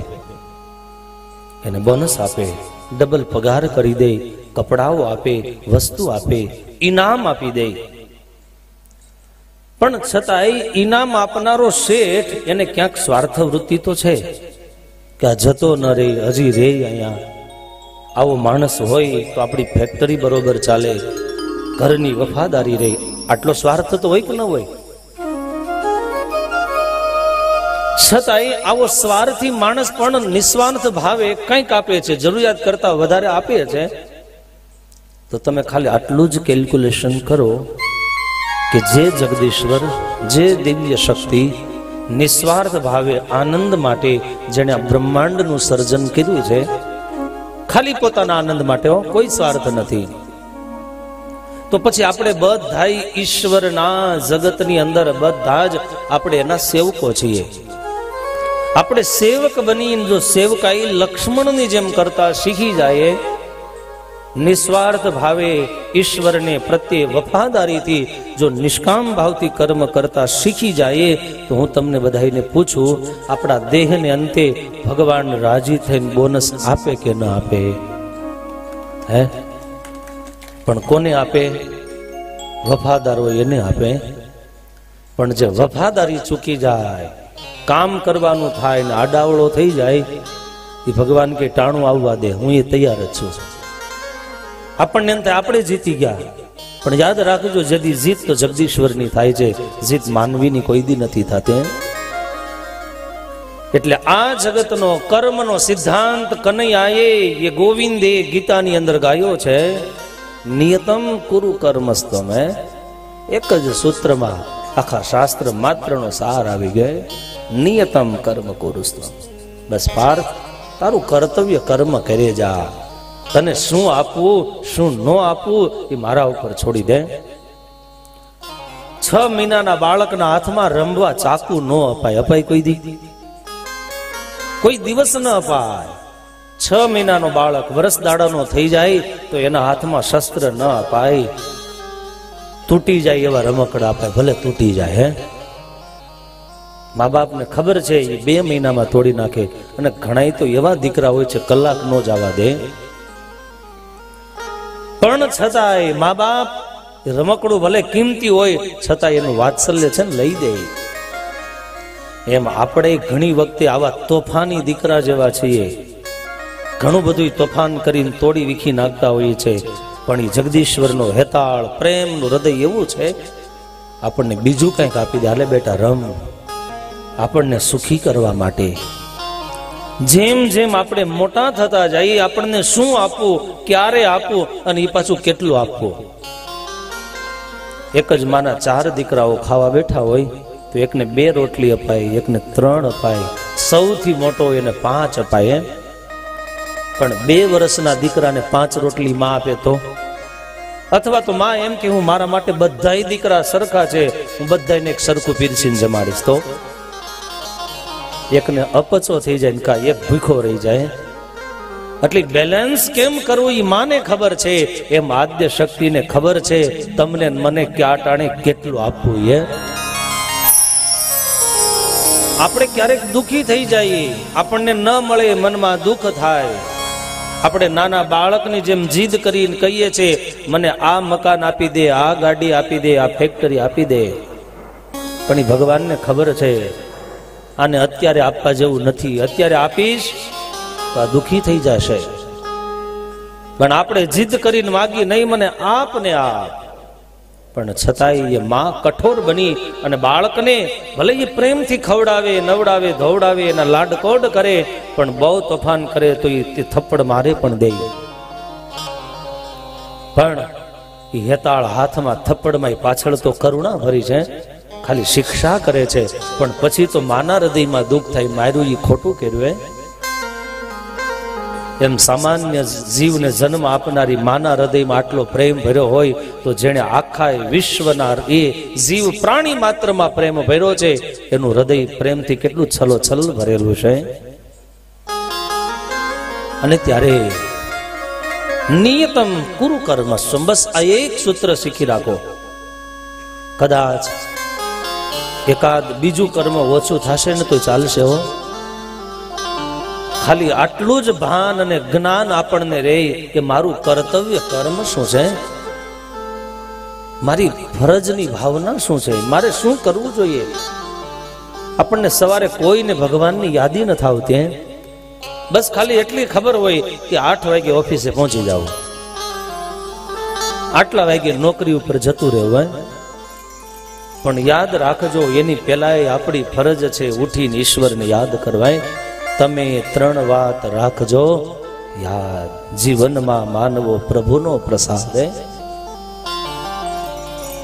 સવાર, બપોર ને સાંજ ત્રિકાળ સંધ્યા કરજો. જમતા પહેલા ઈશ્વરને ધરાવીને જમજો. કમસે કમ ઈશ્વરનો આભાર તો માનજો.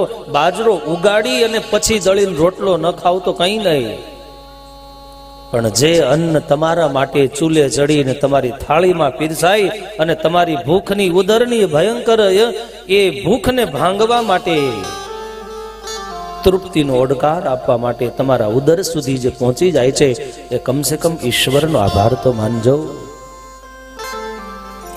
અને ત્યારે જગતની અંદર જીવતા હરેક જીવાત્માએ પરમ કૃપાળુ પરમાત્માનો કાયમને માટે આભાર માનવો જોઈએ. અને એટલા માટે જ મહર્ષિ વેદવ્યાસજી કહે છે કે જે મનુષ્ય, જે માનવ, આ સિદ્ધાંત લખી રાખજો, જે માણસ પોતાનું ભવિષ્ય સુધારવા માંગે છે, તમે માગો છો બધા? હે, હજી નક્કી નથી કર્યું? આ બાજુ કોઈને જરૂર નથી. ભવિષ્ય સુધારવું છે તમારે બધાએ? આપણે જ્યોતિષી પાસે જઈએ, હાથ લાંબો કરીને આમાં જો, એમ આમાં શું છે, એ બોલો એમ કે આ તો એક્સરે નથી પડાતો, નહીતર તને બતાવું આમાં કાંઈ નથી. યાદ રાખજો, પ્રારબ્ધની દિવાલમાં વિધાતાએ શું લખ્યું છે બ્રહ્મનો બાપે વાંચી નથી શક્યો. શાસ્ત્ર વાંચી શકાય, આ પ્રારબ્ધની દિવાલમાં લખેલું કોઈ નથી વાંચી શકતો. અને કોઈ તમને એમ કહે ઓહો તમારું 2021 તો બહુ સારું છે, પણ 2019 અને 20 બહુ ભયંકર છે તમારા, હિમાલય જેવડો નિશાસો નાખે. તમારે આમ કરવું પડશે, પેલું કરવું પડશે, આ કરો તો સારું થઈ જાય એમ કહીને. પણ હું વાત તમને એટલું જ કહું કે યાદ રાખજો, જેને પોતાનું વર્તમાન જીવન સુધારતા આવડી જાય એનું ભવિષ્ય કાયમ માટે સારું હોય છે. એને ચિંતન કરવાની જરૂર નથી, ભવિષ્ય માટે વિચારવાની જરૂર નથી. ડાયા માણસે વર્તમાન કાળને સુધારી લેતા શીખી લેવાય. શેના માટે એ તમને કહું કે આપણું ભવિષ્ય જ્યાંથી ચાલતું ચાલતું નીકળે છે, એને ચાલવા માટેનો રસ્તો જ વર્તમાન કાળ છે. વર્તમાન કાળ વગર કોઈ દિવસ ભવિષ્ય બની શકતું નથી. ભવિષ્યનું નિર્માણ વર્તમાન કાળના માધ્યમથી થાય છે. જેનો વર્તમાન શ્રેષ્ઠ એનું ભવિષ્ય ઉજ્જવળ છે. જેનો વર્તમાન બગડી ગયો છે એનું ભવિષ્ય કોઈ દી સારું ના હોય. એટલે ભવિષ્યમાં સુખી થવા માંગતા હોય, અંતકાળ સુધારવો હોય, માનવ જીવન સુધારવું હોય તો વર્તમાનમાં ઈશ્વર આરાધન કરતા શીખી જાજો. અને ત્યારે વિચક્ષણ અને બુદ્ધિમાન માણસ એ કહેવાય. ઘણી વખતે આપણે 2020 ને સુધારવા માટે 19 ને વીખી નાખી છે. એટલી બધી દુર્દશા કરીને, એટલી બધી પોસ્ટમોર્ટમ કરી નાખી છે એક એક ક્ષણનો.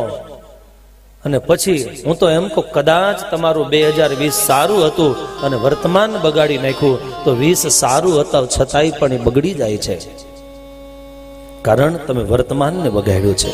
અને ત્યારે આખા વિશ્વની અંદર જ્યારે દ્રષ્ટિ કરીએ ત્યારે ભક્તો એક વાત સ્પષ્ટ થાય છે કે આ જગતની અંદર શ્વાસ લેતો હરેક જીવ, તમે નાના નાના બાળકથી લઈ અને 90 વર્ષનો માણસ જે પલંગમાં સૂતો છે ને પૂછી જોજો તારે શું જોઈએ છે, તે માણસ શું માગે?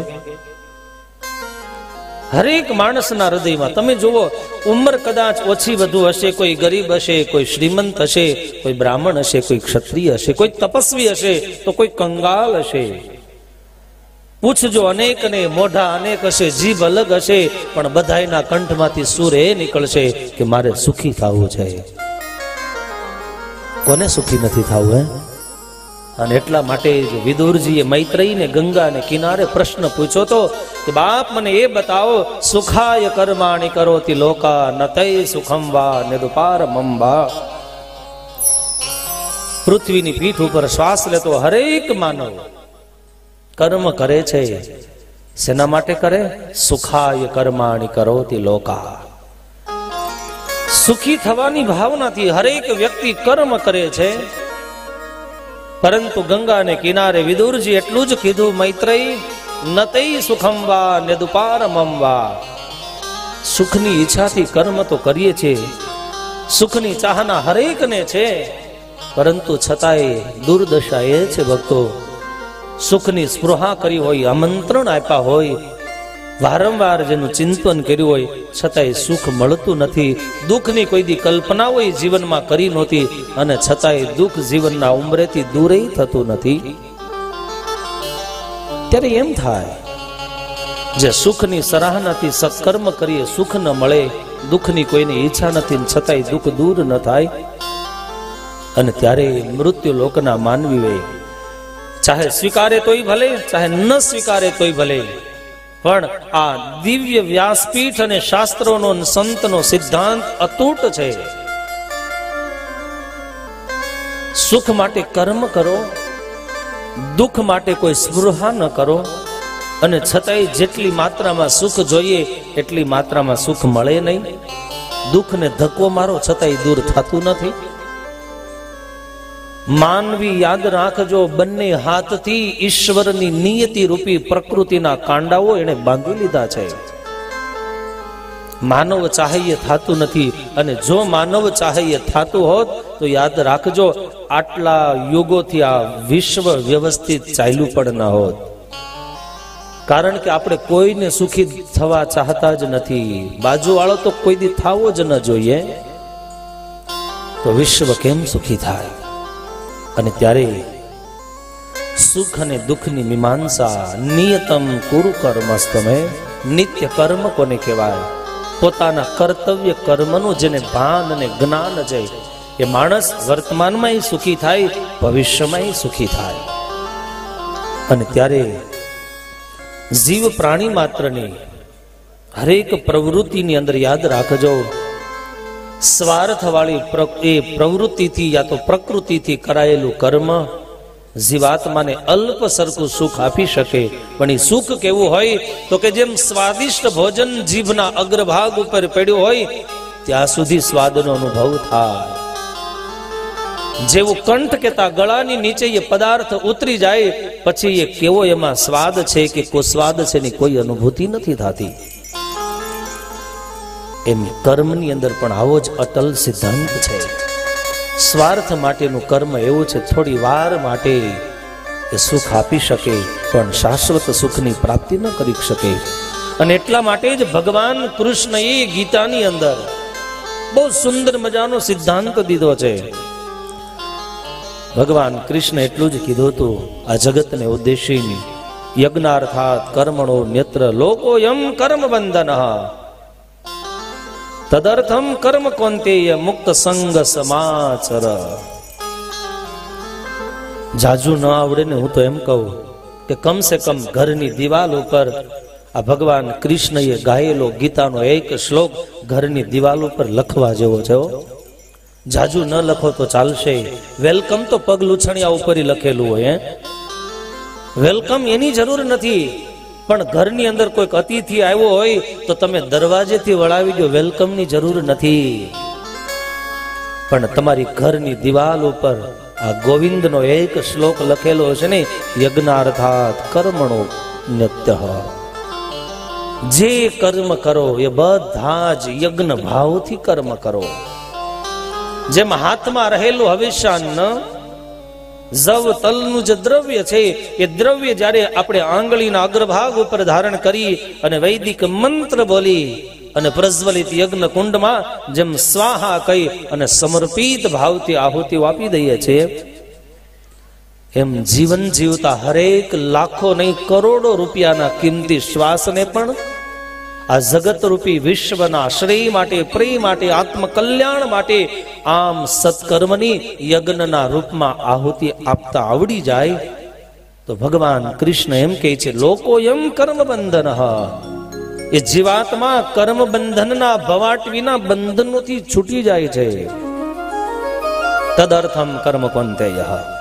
બસ આ ભાવથી કર્મ કર. અને આ ભાવથી જો કર્મ કરીશ તો શું થાય? તો કે મુક્ત સંગ સમાચર. પછી જગતનું કોઈ કર્મ તને બાંધી નહીં શકે. જગતના બાંધેલા દોરડાઓ તો તોડી શકાય. અને યાદ રાખજો, જેથી વૃદ્ધાવસ્થા આવશે અને હોસ્પિટલના ખૂણે પડ્યા હશું, ઓપરેશનના થીંગડાઓ માર્યા હશે, જે દિવસે બુદ્ધિ નિર્ણય નહીં લઈ શકતી હોય, આંખ જોઈ નહીં શકતી હોય, કાન જગતના શબ્દ નહીં સાંભળી શકતી હોય, પરાધીન અવસ્થામાં બીજાના સહારે જ્યારે પ્રારબ્ધ કર્મને ભોગવવા માટે જીવતા હશો, તે દિવસે બોલવાની શક્તિ નહીં હોય, તે દિવસે નિર્બળ બની અને મરવા માટે કદાચ જીવવું પડતું એમ શ્વાસ લેતા હશું, હોસ્પિટલને ખૂણે પડ્યા હશું, તે દિવસે તમે ચાહશો ઈશ્વરનું આરાધન કરવું, ભગવાનના નામનો સ્તોત્ર બોલવો, મંત્ર બોલવો, કાંઈક સત્કર્મ કરવું, પણ એ વખતે આ જીવ માટે સંભવ નથી. એ નાનું એવું પણ અલ્પ સરખું પણ સત્કર્મ થઈ શકે. અને ત્યારે ભગવાન કૃષ્ણે તેટલી ઊંચાઈથી આ ગીતા ગાઈ. આ ગીતા એને માત્ર ને માત્ર કોઈ ધર્મને લઈ, કોઈ સંપ્રદાયને લઈ અને કોઈ દેશને લઈને કનૈયાએ ગીતા નથી ગાય. વિશ્વમેકમ નીડકમ હે, જેને આખું વિશ્વ પક્ષીના માળા જેવું લાગે. સમસ્ત જીવ એમના કલ્યાણને માટે જેને ગીતાનું ગાન કર્યું છે. અને ત્યારે જ્યાં સુધી યજ્ઞ ભાવથી કર્મ નહીં થાય ત્યાં સુધી યાદ રાખજો, માણસને રાગ અને દ્વેષ બાંધતા રહેશે. મારા અને તારાપણાની દિવાલ મજબૂત થતી રહેશે. હું પણાનો અભિમાનનું એ દોરડું દૃઢ થતું રહેશે. અને ત્યારે બારના દોરડાઓ કાપવા માટે તો આપણી પાસે સાધનો છે, પણ અંત અવસ્થામાં જે દિવસે આશા અપેક્ષાઓના દોરડા તોડવા હશે ને, તે દિવસે નિસ્વાર્થ ભાવે કરેલું એકાદ કર્મ આ આસક્તિના દોરડાઓને, તંતુઓને તોડી નાખશે. અને એટલા માટે જ વિતરાગી મહાપુરુષ માટે એમ કહેવાય, જ્યાં સુધી વૈરાગ્યનું શસ્ત્ર ન હાથમાં આવે ત્યાં સુધી દોરડાઓ આશા અપેક્ષાના તૂટતા નથી. સફળતા માટે, દિવ્ય સ્વાસ્થ્ય માટે અને સત્કર્મની પૂર્ણાહુતિ માટે યાદ રાખજો, જે માણસને પોતાના કર્તવ્ય કર્મનું ભાન અને જ્ઞાન છે, એ માણસ આ લોકની અંદર સિદ્ધિ પ્રસિદ્ધિને પામે અને ભગવત ધામનો અધિકારી બને છે. નહીતર ભગવાન કૃષ્ણ એમ કહે છે, કૃપણાહ ફલ હેતવઃ. જો યજ્ઞાર્થાત કર્મ ન થાય, યજ્ઞ ભાવથી, વિશ્વ કલ્યાણ ભાવથી જો કર્મ ન થાય, બીજાના શ્રી પ્રિય માટે જો કર્મ ન થાય, અને તો યાદ રાખશે એવું ફળ ભાવથી, આશા ભાવથી, અપેક્ષા ભાવથી કરાયેલું કર્મ કરનારો જીવાત્મા એને ભગવાન કૃષ્ણ ગીતામાં કૃપણ કહે છે, એને ગરીબ કહે છે, નિર્ધન કહે છે. અને હું તમને પૂછું, આ જગતના ચોકમાં નિર્ધનની કિંમત કેટલી કયો? કોઈ નથી બોલાવતો. એકવાર સરોવર સુકાઈ જાય ને પછી પક્ષીઓ કિનારે આવતા નથી. એમ એકવાર જીવનમાંથી સંપત્તિ જતી રહી છે પછી એના પરિવારજનો કોઈ એને પૂછવા તૈયાર નથી.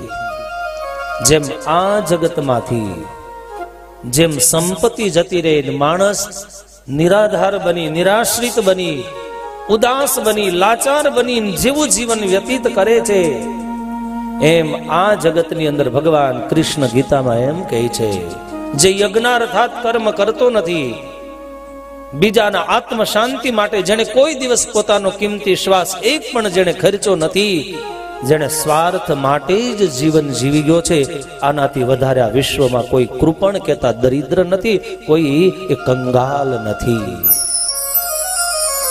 અને ત્યારે